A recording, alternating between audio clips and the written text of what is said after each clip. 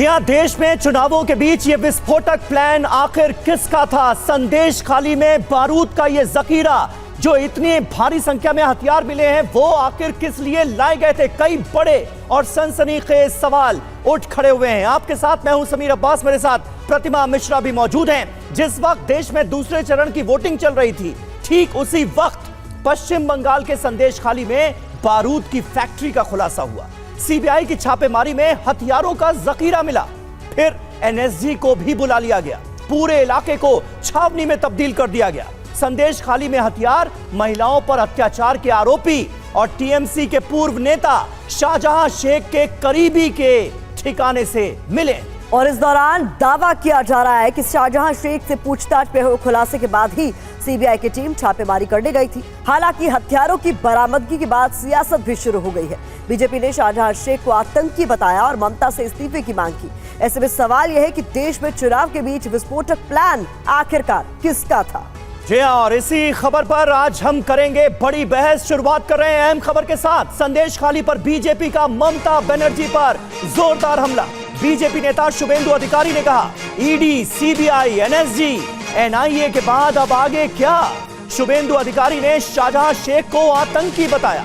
ममता को अब सीएम रहने का हक नहीं है, ये कहा है शुभेंदु अधिकारी ने।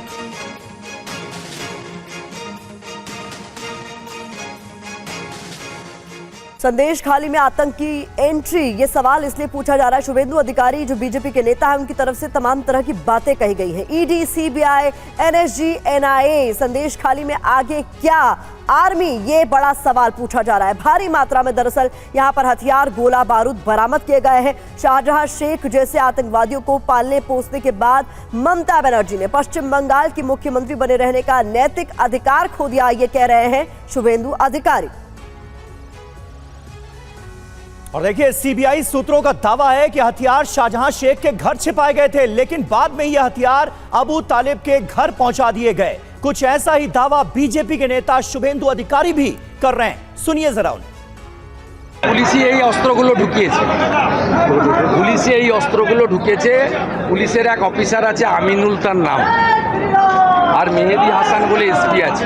এরাই সহযোগিতা করে এই অধিকাংশ অস্ত্র আপনি দেখবেন চাইনিজ মেড। এরা বাংলাদেশের সাতক্ষীরা থেকে শাহজাহান ঢুকিয়েছে এবং এই অস্ত্র শুধু ওখানে নয়, আপনার আপনি আয়ুব গাজীর কাছেও পাবেন মিনাখাতে, আপনি রাজা গাজীর কাছেও পাবেন বাসন্তীতে, শকত মোল্লার জীবনতলার ওখানেও পাবেন, ফলতাতে গেলে জাহাঙ্গীরের কাছেও পাবেন। কমপ্লিটলি অ্যান্টি ন্যাশনাল ফোর্স, এবং এই anti national force patronise and shelter by the Mamata Banerjee, chief minister of west. तो देशद्रोही फोर्स को ममता की सुरक्षा मिली हुई है कहते हुए गंभीर आरोप शुभेंदु अधिकारी ने लगाए हैं। लेकिन आपके लिए जानना भी जरूरी है कि संदेश खाली से सीबीआई की टीम को आखिरकार मिला क्या क्या। तो जल्दी से वो जानकारी आपके सामने रख देते हैं, फिर चर्चा की शुरुआत भी करेंगे। देखिए, यहाँ पर विदेशी पिस्टल की बात करें तो इनकी संख्या 4 बताई जा रही है। देसी पिस्टल 1 और 1 इंडियन रिवॉल्वर बरामद किया गया। जी हां, कॉल्ट रिवॉल्वर 1, कारतूस 348 और देसी बम तो कई बरामद किए गए हैं संदेश खाली से। सवाल यह है कि हथियारों के इस जखीरे का मास्टरमाइंड कौन है? किसकी सरपरस्ती में ये हथियार, ये गोला बारूद यहां पर लाया गया? सवाल यह भी कि क्या देश विरोधी साजिश रची जा रही थी संदेश खाली में? जिस तरीके से, जिस बड़े स्तर पर यहां से हथियार बरामद किए गए, इसको लेकर भी सवाल पूछा गया। बिल्कुल, और चुनावों के बीच ये सब कुछ हुआ है। क्या चुनाव में हिंसा कराना भी इसका एक मकसद हो सकता है? ये अपने आप में एक बड़ा सवाल है। संदेश खाली में बरामद हथियारों के जखीरे पर अब सियासत भी शुरू हो गई है। बीजेपी ने मामले की एनआईए से जांच करवाने की मांग की है, तो टीएमसी आरोप लगा रही है कि हो सकता है छापेमारी से पहले किसी ने वहां पर हथियार रख दिए हों। रिकवर्ड हुए हैं, उसमें ज्यादातर आर्म्स मेड इन फॉरेन है, यानी बाहर से मंगवाया गया है। तो ये सवाल उठ रहा है कि संदेश खाली जैसी ऐसी छोटी जगह पे ये आर्म्स क्यों रखे गए थे, किस लिए, क्या कारण है? तो इसको जो भारत की सुरक्षा के साथ जुड़े हुए जितने भी एजेंसीज हैं, सबको चाहिए इसको तय तक इन्वेस्टिगेट करे। एनआईए हो या दूसरे कोई इन्वेस्टिगेशन। जो हथियार की जखीरा बरामद हुआ है, एक टीएमसी के लीडर के रिलेटिव के घर से हुआ है, तो क्यों एक लाके रखा गया था, तो वो लोग ही बता पाएंगे। इसको पकड़ के संदेश खाली के जो बेताज बादशाह रहे हमारे शेख शाहजहां, इनको पकड़ना चाहिए। अभी जब मैं आपका ये क्वेश्चन का आंसर दे रहा हूँ, अभी तक कोई आर्म्स हम लोग आंखों में नहीं देखा। ये डिफरेंट सोर्सेस कह रही है कि सीबीआई वहाँ पर थोड़ा बहुत आर्म्स का रिकवरी किया, लेकिन अभी तक सीबीआई ने ऑफिशियल कोई ब्रीफ नहीं किया और कोई तस्वीर, कोई डॉक्यूमेंट्स अभी हम लोग नहीं देखा। तो हम लोग ये देखना होगा कि ये बदनाम करने के लिए कोई हमारा कोई अपोजिशन यहाँ पर प्लांट कर दिया, वहाँ पर भेज दिया, फिर सीबीआई जा रहा है रिकवरी, ये एक नाटक है कि नहीं है, ये देखना पड़ेगा। तो इस पूरे मसले को लेकर बीजेपी और टीएमसी में वार पलटवार का दौर शुरू हो चुका है। बेहद खास मेहमान चर्चा में हमारे साथ जुड़ चुके हैं। बता दें आपको, प्रियंका टिब्रोवाल प्रवक्ता बीजेपी की हमें ज्वाइन कर रही हैं। संजय सरकार नेता है टीएमसी के, हमारे साथ जुड़ चुके हैं। विनोद सिंह नेता कांग्रेस के और गौतम लहड़ी वरिष्ठ पत्रकार भी हमारे साथ जुड़ चुके हैं। सभी मेहमानों से बात करेंगे, लेकिन उससे पहले संदेश खाली में जहां से हथियार मिले उस जगह से आपको एक्सक्लूसिव रिपोर्ट देखनी चाहिए। अबू तालिब मुल्ला की इसी घर से फायर आर्म्स बरामद किया सीबीआई ने, और इसी घर से एनएसजी ने जो विस्फोट यहाँ पर रखा गया था, बोमा जो रखा गया था, वो सब रिकवर किया गया इसी घर के। जो सीबीआई के जो ऑफिशियल स्टेटमेंट है, जिस ऑफिशियल स्टेटमेंट में बताया गया कि यहाँ से क्या क्या बरामद किया, उस लिस्ट में जो बोल गया, जो फायर आर्म्स के बारे में, जो फॉरेन मेड फायर आर्म्स हैं, जो कंट्री मेड फायर आर्म्स हैं, वो सब जो यहाँ पे जो डिटेल्स था, जो 3 फॉरेन मेड रिवॉल्वर यहाँ से रिकवर किया गया है, एक foreign made fire arm recover किया गया है, एक Indian made fire arm recover किया गया है, एक पुलिस में यूज होता है ऐसा कोल्ट रिवॉल्वर वो बरामद किया गया है, और एक कंट्री मेड पिस्तौल वो भी बरामद किया गया है 228 कारतूस के साथ। और था यहाँ पे कंट्री मेड जो बोमा होता है, वो कंट्री मेड जो बॉम्ब होता है, वो सब भी यहाँ से बरामद किया गया है। अभी जो देखा गया है जिस घर के अंदर, अभी वहाँ पे यहाँ का जो फ्लोर है, फ्लोर के ऊपर चटाई बिछाया हुआ है, उसमें कपड़ा वगैरह रखा गया है, लेकिन इसी के अंदर अगर ये कपड़ा हटाया जाए, अगर ये फ्लोर जो है वो हटाया जाए, जो चटाई है वो हटाया जाए, तो उसके अंदर जो दिखेगा वो उसमें फ्लोरिंग किया गया है, वहीं पे डिग करके वो सब आर्म्स बरामद हुआ है, ऐसा जानकारी मिल रहा है। और हमारे साथ हमारे सहयोगी सौरभ दत्ता मौजूद हैं, जो संदेश खाली में ही मौजूद हैं और वहां से तमाम रिपोर्ट्स हम तक पहुंचा रहे हैं। लेकिन संजय सरकार साहब, पहला सवाल आपसे, जिस तरह से संदेश खाली लगातार चर्चा में बना हुआ है, देश में चुनाव चल रहे हैं, संदेश खाली का एरिया बहुत सेंसिटिव है और ऐसे में हथियारों की वहां से बरामदगी, गोला बारूद की वहां से बरामदगी, सीबीआई की जांच, एनएसजी का आना, ये क्या बता रहा है? क्या करने की तैयारी थी? क्या हो रहा था संदेश खाली में? आप मेरे को कितना वक्त दीजिएगा बोलने के लिए बोल दीजिए, बीच में टुक्का टुक्की मत कीजिएगा, हम बोल देंगे। बोलिए सरकार साहब, सबसे पहले आप ही के पास आया मैं। देखिए, केरल में आरएसएस के लीडर का नाम है भादाकली प्रमोद, कन्नूर डिस्ट्रिक्ट में उनको घर से 770 किलो बारूद मिला, विस्फोट मिला है। वहां पर एनआईए नहीं जाते हैं। प्रदीप कुलेकर जो डीआरडीओ में काम करते थे, defence research development organisation director थे, वो मतलब आईएसआई को वहां से जितना डॉक्यूमेंट है दे रहा था। मैं सबसे पहले पूछना चाहिए, ये आरएसएस के 2 आदमी इसको आरएसएस को आतंकवादी संगठन घोषणा करना चाहिए कि नहीं? इस मोहन भागवत को आतंकवादी डिक्लेयर करने की चाहिए कि नहीं है? शुभेंदु अधिकारी को आप लोग पहले पूछिएगा। नंबर 2, नरोत्तम मिश्रा जब वहां पर होम मिनिस्टर थे, कहां पर, मतलब जब मध्य प्रदेश में, ध्रुव सक्सेना आईएसआई को पूरा डॉक्यूमेंट सप्लाई कर, और नरोत्तम मिश्रा सरकार साहब पूरे देश की घटनाएं गिनाएंगे, पूरे देश की घटनाएं गिनाएंगे, संदेश खाली पर कुछ नहीं कहेंगे क्या? हम सब गिनाएंगे। अरे एक एक करके आप आने दीजिए, आप बीच में बोला, टूकिएगा मत। और अमित शाह को पीछे देखिए, तालिब होसन शेख जैसा आतंकवादी है, मीर अहमद है, जो मतलब जो थोड़ा दिन पहले कश्मीर में मुठभेड़ में उसको एनकाउंटर कर दिया गया था। अमित शाह को क्यों नहीं एनआईए पूछा है? क्यों एनएसजी और एनआईए क्यों नहीं कन्नूर में नहीं पहुंचे हैं? मैं सवाल यहाँ पर कर दो। देश तो एक है, कानून तो एक होना चाहिए ना, देश तो बाहर नहीं है। और यह सबसे बड़ा बात है, यह दूसरे चरण में जब भारतीय जनता पार्टी आईसीयू से आईटीयू में चला गया था चुनाव में, मतलब इंसेंटिव केयर यूनिट से ट्रॉमा केयर यूनिट में जब चला गया है, इसको मालूम पड़ गया जीत नहीं पाएंगे, बहुत बड़ा साजिश कर दिया वहां पर।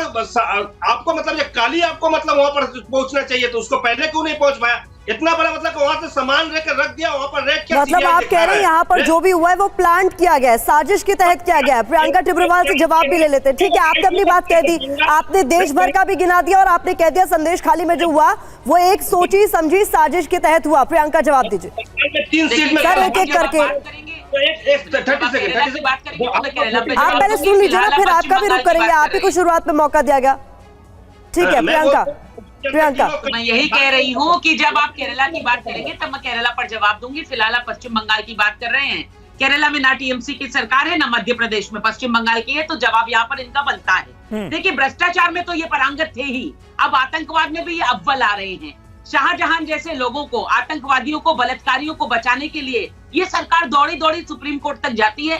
शर्म आनी चाहिए इन्हें। जो बेचारी औरतें हैं जिनके साथ इस तरह की घटनाएं हुई, उसको महिला मुख्यमंत्री झूठा बताती है। उनकी लड़ाई मैं लड़ती हूँ और लड़ने के बाद सीबीआई की वहां जांच होती है। इस आदेश के अगेंस्ट में ये फिर चले गए हैं सुप्रीम कोर्ट। सोमवार को मामला है, वहां पे भी ये मुक्की खाएंगे, वहां पे भी मैं मौजूद रहूंगी। देखिए, बात ये है कि जब वहां पर इस तरह के अत्याचार हो रहे थे, मुख्यमंत्री जिसका कर्तव्य बनता था कि इसकी जांच करवाएं, उन्होंने तो सरासर इनकार करते हुए कह दिया कुछ नहीं हुआ, कुछ नहीं हुआ। तो ये गोलियां, ये बंदूकें, ये सब कहां से आया? तो देखिए मतलब बात का मेन बात यही है कि ममता बनर्जी को सब चीज की जानकारी थी। उन्होंने, ये कोई संदेश खाली सिर्फ एक जगह नहीं है, इसके आसपास बहुत सारी जगहें हैं, जैसे कि मिनाखा, जैसे कि जहां पर इनका गुंडा है जहांगीर, जहां पर अभिषेक बनर्जी एमपी है, डायमंड हार्बर, उन सारी जगहों में भी छापा मारेंगे तो ये सब मिलेगा। क्योंकि प्रियंका जी, संजय सरकार कह रहे हैं कि ये भी तो हो सकता है कि हथियार पहले से प्लांट कराए गए हों। देखिए, हथियार कौन प्लांट कराएगा भाई साहब, मुझे आप ये बताइए। सरकार किसकी है, पुलिस किसकी है, यहाँ पश्चिम बंगाल में पुलिस किसकी है? इसका मतलब इन्होंने किसकी फौज पाल रखी है, कैसे लोगों की भर्ती करा रखी है? ममता बनर्जी को जब इतना इंटेलिजेंस मिल जाता है कि रामनवमी पर हमला होने वाला है, तो उनकी पुलिस उन्हें ये नहीं बता पाएगी कि कोई आकर के हथियार प्लांट कर रहा है? अरे कैसे बातें कर रहे हैं। ठीक है, विनोद सिंह हमारे साथ हैं, कांग्रेस पार्टी के नेता। विनोद जी, ये संदेश खाली के मुद्दे को भारतीय जनता पार्टी लगातार उठा रही है और अब तो तमाम एजेंसियां वहां से हथियार और गोले बारूद की बरामदगी भी कर रही हैं। ये कांग्रेस चुप क्यों नजर आ रही है इस पूरे मुद्दे पर एक तरह से? देखिए समीर जी, भारतीय जनता पार्टी 2 चरण के चुनाव में सीधे आर पार की लड़ाई में, भारत बचाने की लड़ाई में हताश निराश हो चुकी है। अपना पराजय इनको दिख रहा है, इसलिए ये ऐसी भ्रामक बातें कर रहे हैं। अभी मैंने शुभेंदु अधिकारी जी को आपकी बाइट सुना कार्यक्रम में, यहाँ प्रियंका जी कह रही हैं ये तो जैसे जज भी खुद बन गए, पुलिस भी खुद बन गए, जांच एजेंसी भी खुद बन गए, सुप्रीम कोर्ट में आगे क्या होगा सब इनको मालूम है। तो सवाल है, भारतीय जनता पार्टी एक असफल कोशिश और कर रही है ध्रुवीकरण की। बंगाल बनाम सीबीआई, देश बनाम सीबीआई, लोकतांत्रिक संस्था बनाम भारतीय जनता पार्टी, ये सब चलने वाला नहीं है। कांग्रेस पार्टी के लिए ये कोई मुद्दा नहीं है। कांग्रेस पार्टी के लिए पश्चिम बंगाल में संदेश खाली कोई मुद्दा नहीं। नहीं, देखिए, जांच एजेंसियां अपना काम करेंगी, जांच एजेंसियां अपना काम करेंगी, लेकिन सवाल है ये किसको अधिकार दे दिया ये भारतीय जनता पार्टी के नेता को कि वो जांच एजेंसी की भी तरफ से औपचारिक बयान दे, सीबीआई भी खुद बन जाए, आरोपी भी खुद सिद्ध कर दे, सुप्रीम कोर्ट में क्या होगा ये सब भी जानकार। तो ये आपको लगता नहीं कि कितनी गहरी साजिश की बू आ रही है? ये केवल एक प्रयास कर रहे हैं कि किसी तरीके से राजनीतिक लाभ इनको मिले, लेकिन इनके झूठ का पर्दाफाश हो चुका है, इनकी नीयत की कलई खुल चुकी है। अब इस सबसे कुछ होने वाला नहीं है। ये जितना ऐसा प्रैक्टिस करते जाएंगे, ये अपने पैर पर कुल्हाड़ी मारते जाएंगे, क्योंकि बंगाल की जनता, देश की सम्मानित जनता बहुत सक्रिय है, वेल इक्विप्ड है, वेल इन्फॉर्म्ड है, वो इनकी नीति और नीयत का स्पष्ट अंतर देख चुकी है। प्रियंका, देखिए, जांच एजेंसियों के दुरुपयोग का ऐसा तो है नहीं कि पहली बार दुरुपयोग का आरोप आप लोगों पर लग रहा है, लेकिन यहाँ पर एक स्वर में जरूर नजर आ रहे हैं कांग्रेस और टीएमसी, जो वैसे तमाम मुद्दों पर अलग अलग नजर आते हैं। उनका यही कहना है कि यहाँ पर इसे सुनियोजित अगर कहा जाए तो गलत नहीं होगा। जो भी संदेश खाली में हो रहा है, ये हार की हताशा है। प्रियंका गांधी, जी सुनिए, कहाँ गई कांग्रेस की बेटी प्रियंका गांधी जो नंगे पैर उन्नाव तक दौड़े जाना चाहती थी, जो उत्तर प्रदेश में कुछ भी होता था उछलती हैं? अरे पश्चिम बंगाल की औरतों की इज्जत नहीं है क्या? उनके लिए दर्द नहीं होता? अरे कहाँ गए उनके भाई जो देश से गरीबी मिनटों में मिटाने वाले थे? क्या उनको पश्चिम बंगाल की औरतों का दुख नहीं दिखता? देखिए, ये सब सावन के अंधे हैं, ये सब सावन के अंधे हैं और नाम है मनसुख। आप अपने प्रधानमंत्री से, अमित शाह जी से, नड्डा जी से पूछिए कहाँ गई? हमारे न्याय की बात, हमारे अधिकार की बात, मैं आपसे ये डिस्कस कर रही हूँ कि ये जो अत्याचार यहाँ की महिलाओं के साथ हुआ, क्यों आपका मुंह नहीं खुला? अरे वो भी तो किसी की माँ बहन बेटी थी, वो भी तो किसी की माँ बहन बेटी थी। क्या गांधी सरनेम होना जरूरी है? क्या गांधी सरनेम होगा तभी किसी की माँ बेटी? एक एक करके गौतम लाहिड़ी साहब हमारे साथ मौजूद हैं, वरिष्ठ पत्रकार।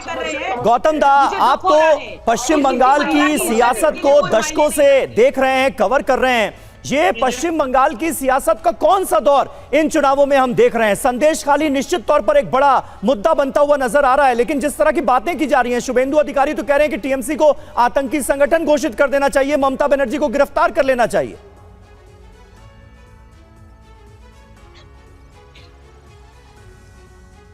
गौतम दा, आपको आवाज मिल रही है? सुनाई दे रहा है मेरे को? जी जी, बोलिए। आवाज नहीं जा रहा है। गौतम लाहिड़ी, आप सुन पा रहे हैं मुझे? मैं जवाब देता हूँ। जी, मैं जवाब दे रहा हूँ। आपको सुन पा रहा हूँ, लेकिन आवाज पूरा क्लियर नहीं है। ठीक है, आप सवाल अगर सुन पाए हैं मुझे तो जवाब दे सकते हैं। मेरा सवाल अगर सुन लिया नहीं, ठीक है, चलिए बहुत। देखिए, सौरभ भी हमारे साथ जुड़े हुए, हमारे संवाददाता संदेश खाली से लगातार रिपोर्ट्स भी हम तक पहुंचा रहे हैं। सौरभ, बताइए कि इस वक्त वहां पर किस तरीके की हलचल है, क्योंकि इस बात को बिल्कुल भी डिनाई नहीं किया जा सकता कि पश्चिम बंगाल में इस बार एपिसेंटर अगर कोई रहा है तो वो संदेश खाली रहा है। पहले आपराधिक मामले में वहां जांच हो रही थी और अब आतंकवाद का एंगल वहां पर देखा जा रहा है।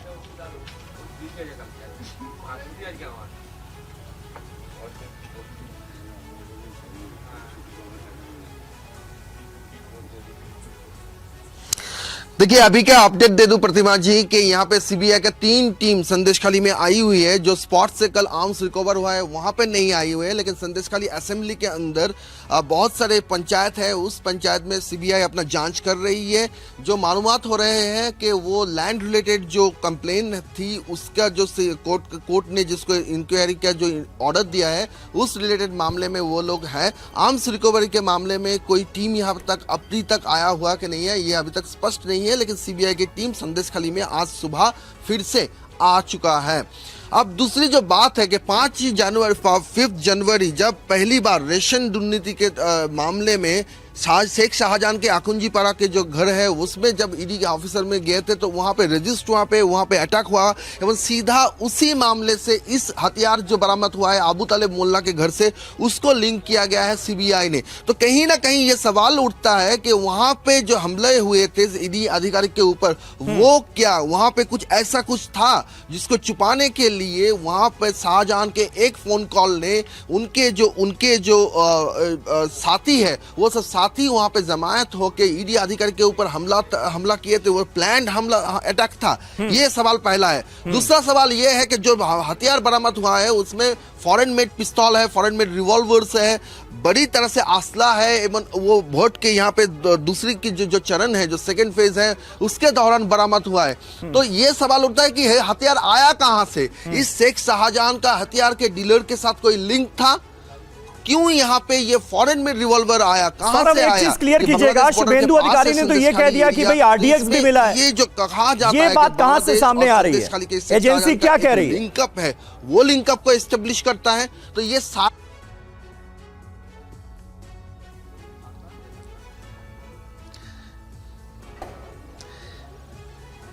शुभेंदु अधिकारी का जो अपोजिशन लीडर शुभेंदु अधिकारी का जो बयानबाजी है उसमें उन्होंने आरडीएक्स का उल्लेख किया है, लेकिन यहाँ का सीबीआई का जो स्टेटमेंट है उस स्टेटमेंट में क्लियर कट यही लिखा है जो बारूद का जो मसला जो यहाँ से रिकवर हुआ है इस अबू तालिब मोल्ला के घर से वो कंट्री मेड जो बम होता है उसको बनाने में वो काम करता था और उसी को यहाँ पे एक्सप्लोजन करके उसको न्यूट्रलाइज किया गया है। समीर जी और अभी सौरभ आप वहीं पर मौजूद हैं जहां से हथियार और गोला बारूद बरामद किया गया है, उसी घर से आप इस वक्त लाइव हैं क्या हमारे साथ?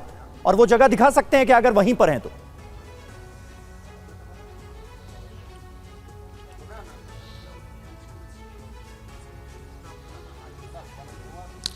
एकदम एकदम उस स्पॉट उस स्पॉट को हम दिखाएंगे आपको। ये घर, ये एरिया कहाँ पे है, ये एरिया जहाँ कहाँ पे है, ये एरिया यहाँ का जो एक गांव है, गांव में जैसा होता है यहाँ का जो मेन जो लाइवलीहुड है वो है मछली का जो भेरी बोलते हैं, उस भेरी के घेर के आसपास एकदम बीचों बीच ये घर है।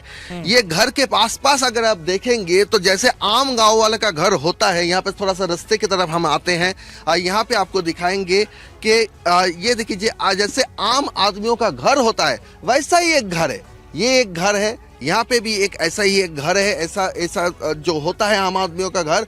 और उसके घर के अंदर यहाँ पे ये जो घर के अंदर इसके पीछे साइड में अगर हम जाएं तो पीछे साइड में एक शीशे से हम आपको वो स्पॉट दिखा सकते हैं कि कहाँ पे उन्होंने जो फ्लोर, जो सीमेंट जो फ्लोर था वो फ्लोर को कल डिग करके वहां से निकाला गया, वो हथियार बरामद किया गया है। यहाँ से दिखा सकते हैं आप लोग आपको कि वो घर आप अगर देखेंगे तो यहाँ पे जो स्टैंड फैन है यहाँ पे, वो स्टैंड फैन के सामने का जो अंश दिखाया जा रहा है, वहाँ पे देखिए यहाँ पे जो है ये चटाई के बीच ऊपर एकदम कपड़ा वपड़ा बिछा के रखा है। यहाँ पे भी कल डिग किया गया था और इसके ऊपर ये सीलिंग फैन है। इस सीलिंग फैन के सामने के अंश अगर देखेंगे तो वह साफ दिख रहा है कि वहाँ पे ताजी वहाँ पे फ्लोर सीमेंट डाल के वो जो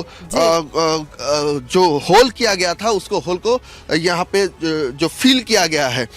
तो ये घर ऐसा है और यहाँ पे वो जो सीमेंट का फ्लोरिंग का जो टुकड़े वगैरह है वो भी यहाँ पे पड़ा हुआ है।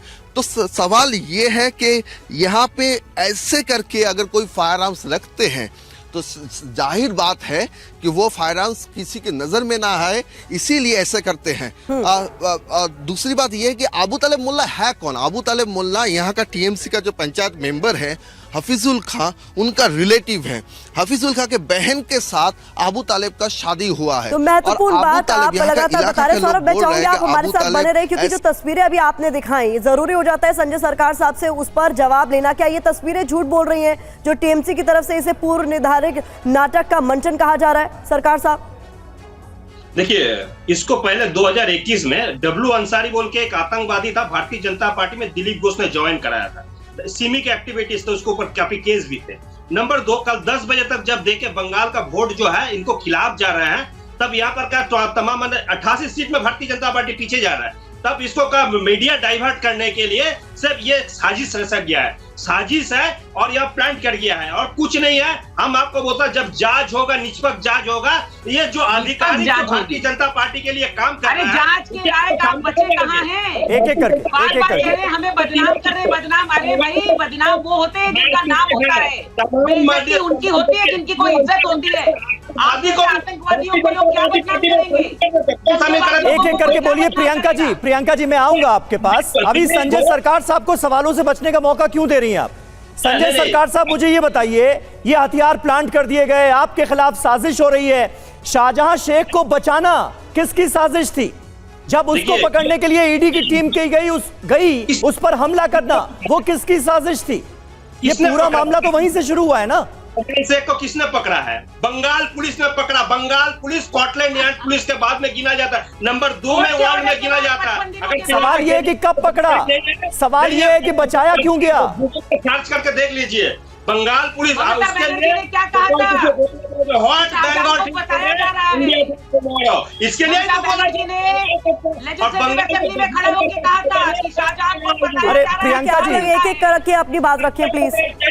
आपको यहाँ बंगाल में अब शेष खत्म, भारतीय जनता पार्टी खत्म और तीनों से हार चुका है। कल बॉडी लैंग्वेज यही हम चाहते हैं। बॉडी लैंग्वेज जो था की बातें छोड़िए, पार्टियां आती है जाती है, लेकिन पश्चिम बंगाल बचे रहना चाहिए जिसको आप लोग बेच के खा जाना चाहते हैं। साथ में नहीं है। मंगलवार टू मंगलवार 8 दिन होता है, उस दिन भी नहीं रहता है। कोई इंतकाल कर कोई मर जाता है तो उस दिन भी देखा नहीं। हनुमान जयंती जो महावीर जयंती है उस दिन भी भारतीय जनता पार्टी नहीं है। 8 घाट ना 360 कहीं नहीं है।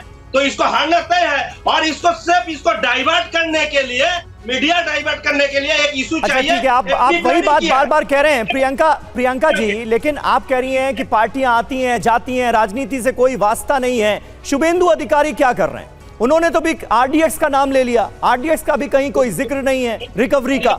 दूसरी बात, वो कह रहे हैं टीएमसी को आतंकवादी संगठन घोषित कर दो। तो ये सियासत नहीं है क्या?